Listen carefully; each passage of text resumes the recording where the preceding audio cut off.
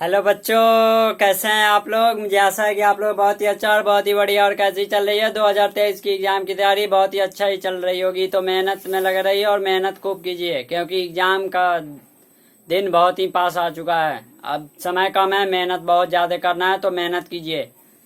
तो मैं बच्चों आज आप लोगों को पढ़ाऊंगा द सोल्जर का क्वेश्चन आंसर। द सोल्जर का समरी करा दिया, ऑब्जेक्टिव क्वेश्चन भी करा दिया। अब द क्वेश्चन आंसर जो बहुत ही इजी है, जो आपके एग्जाम में लिखने में बहुत ही आसानी से आप लिख पाएंगे अगर क्वेश्चन पूछेगा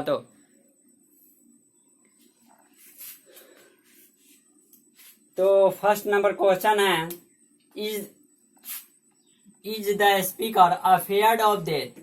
फर्स्ट नंबर क्वेश्चन कर रहा है, जो स्पीकर जो है, मतलब स्पीकर को सोल्जर के रूप में अथी किया गया है।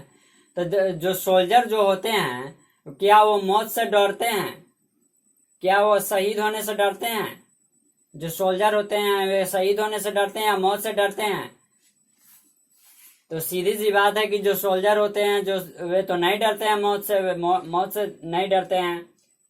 तो no, the speaker is not afraid of death. जो सोल्जर जो होते हैं वो मौत से नहीं डरते हैं। He wants only a corner of the foreign field. जो सोल्जर होते हैं वे मृत्यु से नहीं डरते हैं, अपने देश के लिए प्राण गंवा भी देते हैं, लेकिन डरते नहीं हैं।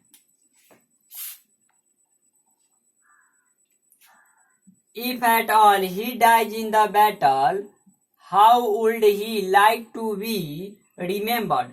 क्वेश्चन नंबर 2 का रहा है, if at all he dies in the battle, how would he like to be remembered. अगर सैनिक युद्ध में अगर शहीद हो जाता है तो उसे कैसे याद किया जाएगा। अगर सैनिक जो है युद्ध में अगर शहीद हो जाता है तो उसे कैसे याद किया जाएगा। If at all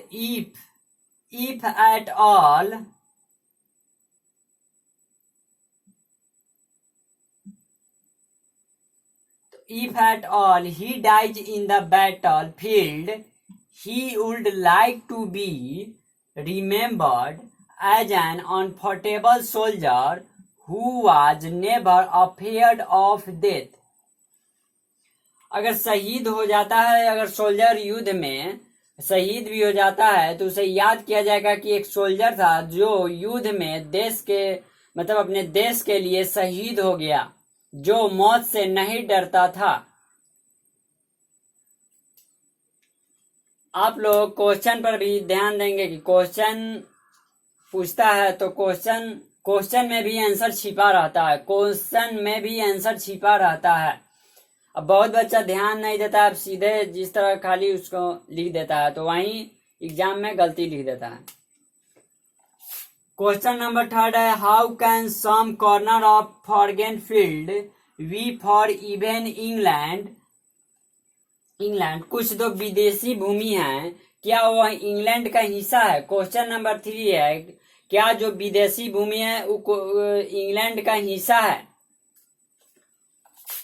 If he dies in the battlefield, he would answer, he would be buried somewhere in a foreign field, and the part of the foreign field will be forever England. जो कुछ भूमि है वे England का हिस्सा है। Question number 3। अब बहुत बच्चे हैं पढ़ाई पे ध्यान नहीं देते हैं और वो मोबाइल पे ज्यादा ध्यान देते हैं, तो मोबाइल पर जो बच्चे ज्यादा ध्यान देंगे वे पढ़ाई पे उनकी कम हो जाएगी फोकस। इसलिए मोबाइल को जितने कम फोकस कीजिएगा उतना ही पढ़ाई पे फोकस होगा।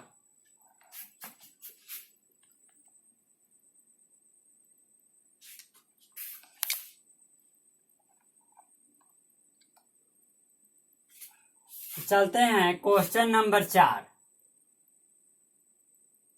In that rich earth, a richer dust concealed, what does dust stand for। यहाँ का जो यहाँ का जो धरती है वो पूरा धूल से या धूल कण से अथी है, भरा है, डस्ट से। यहाँ का जो धरती है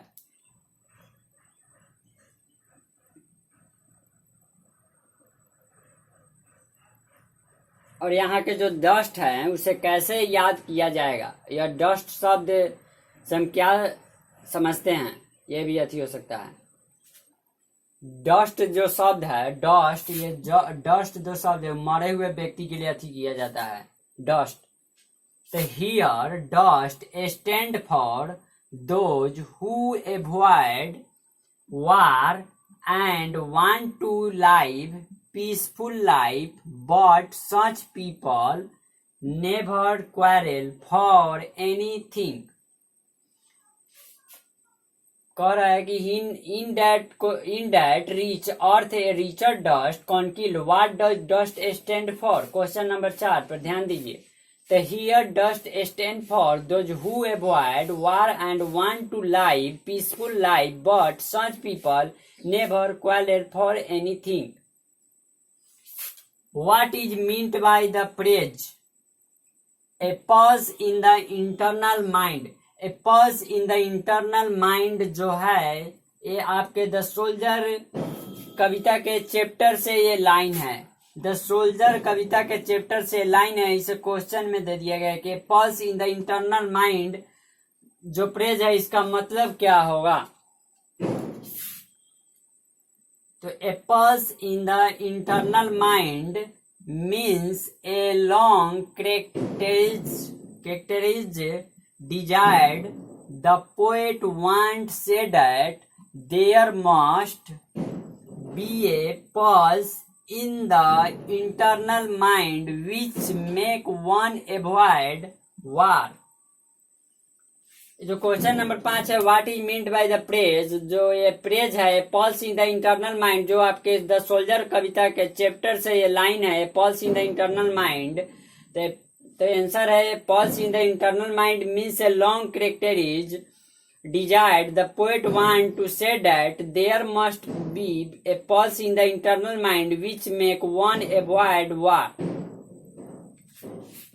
तो गाइस आज आप लोग का क्लास यहीं तक समाप्त होता है। लाइक सब्सक्राइब कमेंट करना ना भूले और अपने दोस्तों को भी शेयर करें कि दोस्त भी आपका पढ़ सके और आपके एग्जाम में बैठे आपके साथ और आपका साथ भी दे सके।